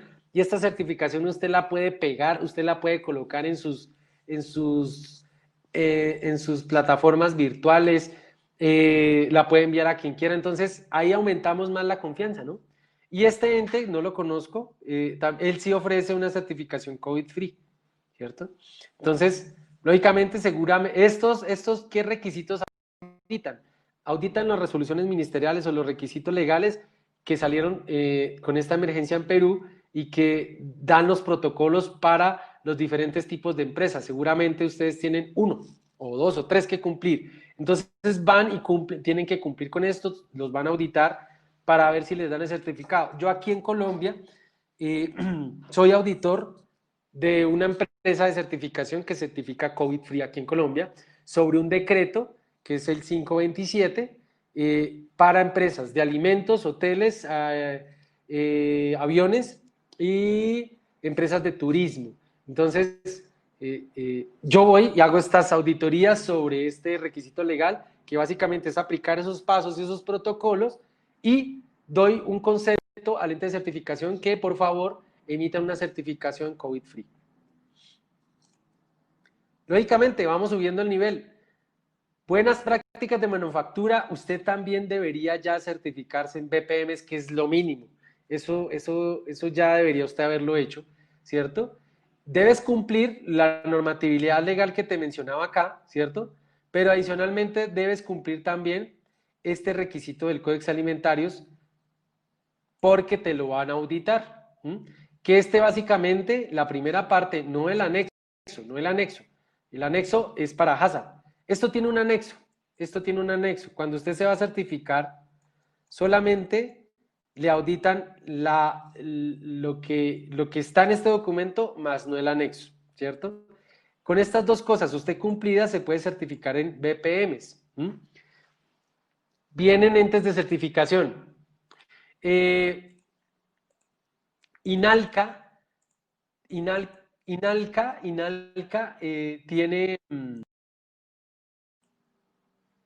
tiene acreditados, creo que 4 entes de certificación en Perú, según lo que vi. Inalca es el ente de acreditación en Perú. Entonces entren allí a la página y miren cuáles son los que están acreditados para certificar BPMs, y con ello se va. O usted puede buscar una empresa que esté acreditada con una acreditación española o londinense o colombiana o ecuatoriana, pero que esté acreditado, ¿sí? No que sea una empresa que no tenga ningún tipo de acreditación. La acreditación es que el ente de certificación lo vigilan, ¿cierto? Entonces busque eso. O puede tener ya otra cosa más, que es la certificación HACCP. Tienes que cumplir las normas de requisitos legales, tienes que cumplir el documento que les digo, ¿cierto? Más el anexo, ahora sí el anexo de este documento. Y tiene que cumplir esta resolución ministerial. Yo no entendí si todavía está aprobado o no, pero creo que sí. Este es el plan HACCP peruano, ¿cierto? Es la resolución ministerial 449 del 2006. Parece que ya está aprobada. Que consta de 5 capítulos, 38 artículos y una disposición final y 4 anexos. Puros requisitos de puntos críticos de control, de matrices de análisis de peligros. Entonces lo puede hacer. Bien, esto le va dando más confianza al consumidor y más una certificación de HACCP, porque este es donde se manejan los puntos críticos de control o los puntos de control crítico, como quieran llamarlo, es igual. Esta norma ISO 22000 es una maravilla. Realmente yo la implemento muchas veces en las empresas, y la certificación ISO 22000 no solamente te va a dar mayor credibilidad a tus empleados, a tus consumidores, sino internamente, porque es que tiene requisitos de continuidad del negocio. Entonces, se ve el tema financiero, se ve el tema estratégico, temas de riesgos, temas de oportunidades. Claro, debes cumplir la normatividad legal peruana, debes cumplir el documento del códex más el anexo, ¿cierto? Debes cumplir la resolución ministerial del HACCP peruano y debes cumplir con todos los requisitos, desde el numeral 4.1 hasta el numeral 10.3 de la ISO 22000. Aquí está la ISO 22000. Estos son los componentes de la ISO 22000. Bien. Y hay otras, hay muchas otras. Miren, todas estas. IFS, FSMA, que este es FISMA, está la ley Obama.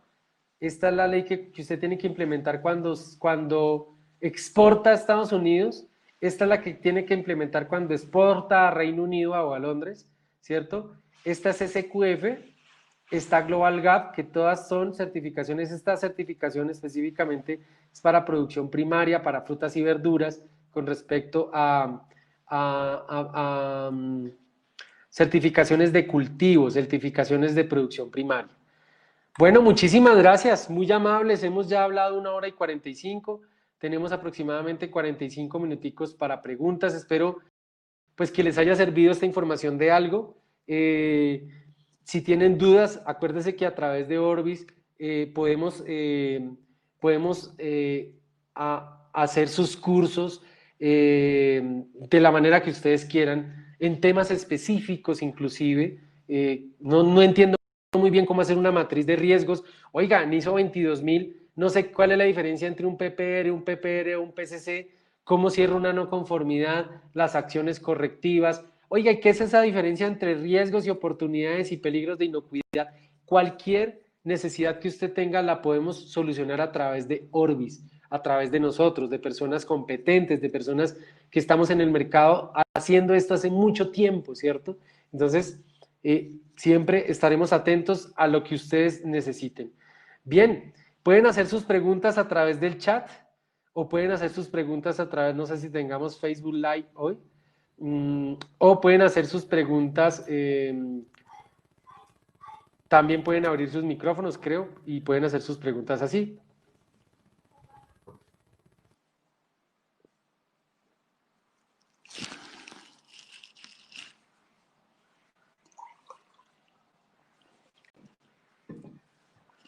Gracias, Pedro. Me encanta que diga que fue una buena exposición. Realmente se hace es porque yo adoro este tema, me inquieta muchísimo siempre. Y en mi país ya estoy participando. El 18 de junio inclusive estoy invitado a una sesión que va a dar un ministerio y soy de los participantes del tercero, son tres, que vamos a hablar de este tema de inocuidad, porque me gusta, me encanta ayudar a las empresas a lograr sus temas de inocuidad.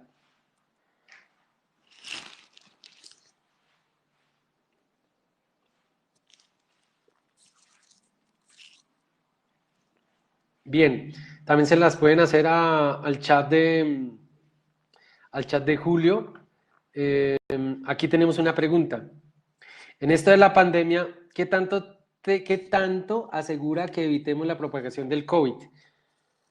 Con respecto a alimentos, eh, aseguramos cuando las personas son competentes, son conscientes, tenemos la infraestructura, tenemos los recursos, aplicamos los controles básicos y los puntos de control crítico, es posible que tengamos un 100% de probabilidad de que no pase el COVID a nuestros empleados ni tampoco a los consumidores.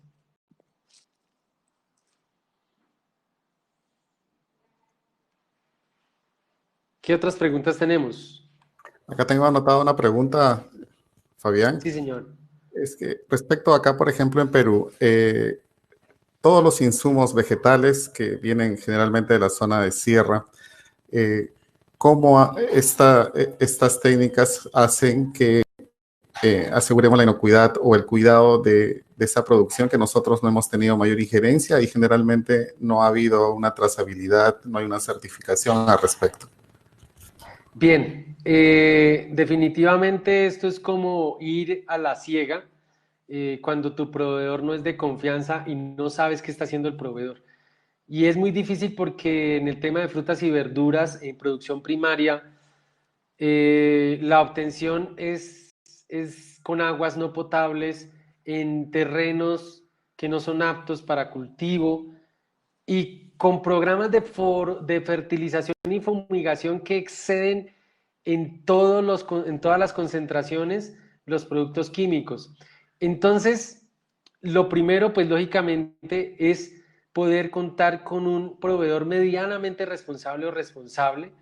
Y eso depende también de sus recursos, porque, por ejemplo, si usted es una empresa que cuenta con muchos recursos, puede hacer análisis de sus proveedores, no todos los días porque se va a quebrar o se va financieramente no va a lograrlo, pero unas muestras que el cliente, que el proveedor no sepa, de por lo menos esos metales pesados o esos residuales de productos químicos de fumigación y fertilización, para que usted así esté más seguro, ¿no? O empezar a comprar a productores que realmente hagan eso. Sí, eso va a ser más costoso, pero sí, eso va a redundar en un mejor producto, eso va a redundar en mejores prácticas higiénicas, ¿cierto? Inclusive hay proveedores que sí existe la posibilidad que hayan proveedores que estén certificados por lo menos en BPMs o en algún tema de cultivo orgánico. Entonces sí es importante que los empecemos a traer en estos momentos. En estos momentos ojalá nosotros contáramos con esa confianza de nuestros proveedores, ¿no? Porque lo que no hagan ellos, de repente lo podemos hacer nosotros por el tema microbiológico, de repente, pero por el tema químico, nada que hacer. Una lechuga ya viene con los excesos de productos químicos y no hay absolutamente nada que hacer. Bien, ¿qué otras preguntas tenemos? Respecto a la aplicación del BPM, por ejemplo, de tu experiencia, bueno, obviamente a tratar de hacer una comparación en dólares, que una empresa, una pyme, una empresa pequeña de producción, en términos de asesoría, de consultoría para implementar las BPM, la inversión más o menos de cuánto podría ser. Bien, aquí hay que pensar en varios rubros de inversión. el llevar a tu planta de producción a cumplir con los requisitos legales mínimos de infraestructura y equipos. Entonces, es un análisis que debes hacer para ver qué compras, qué pintas, qué arreglas, y eso es un costo. El mantenimiento es otro costo. Seguramente vas a necesitar una persona consultora que te ayude. Nadie es un secreto que entre más experiencia se tenga, entre más, permítame un segundito que parece que tengo problemas allá, listo. Entre más experiencia se tenga, eh, es más rápido el logro del objetivo, no se hace tanta cosa, o sea, no se complican a las personas, entonces eso puede costar. Ahí yo he visto consultores que cobran el día lo pueden cobrar en $70 el día, pero hay consultores pues que cobran eh, $500, $600, dependiendo de la experticia, ¿no? Eso no quiere decir tampoco que sean muy buenos o que sean los mejores. Y finalmente la auditoría de certificación es otro costo a tener en cuenta en la certificación de cualquier esquema, BPMs, HACCP, 22 FSC, lo que ustedes quieran. Y esto más o menos redunda en una auditoría de mínimo 3 días, y cada día de auditoría pueden ser $1.200 a $2.000. Entonces, pero eso depende de la cantidad de personas que tengas en la empresa, porque hay una tabla de la cual sacan la cotización o sacan esta oferta económica dependiendo del número de personas que tú tengas o que tengas que mostrar en auditoría de certificación. Entonces, esto es lo que hace es encarecer o poner más económica esa oferta económica. Entonces, tienes que tener en cuenta esos 3 valores para poder lograr esas BPMs. Excelente, Fabián. Muchas gracias por tu exposición, bastante clara. Esperamos verte en próximos eventos, y a nuestros asistentes, muchas gracias por haber asistido. Gracias por confiar en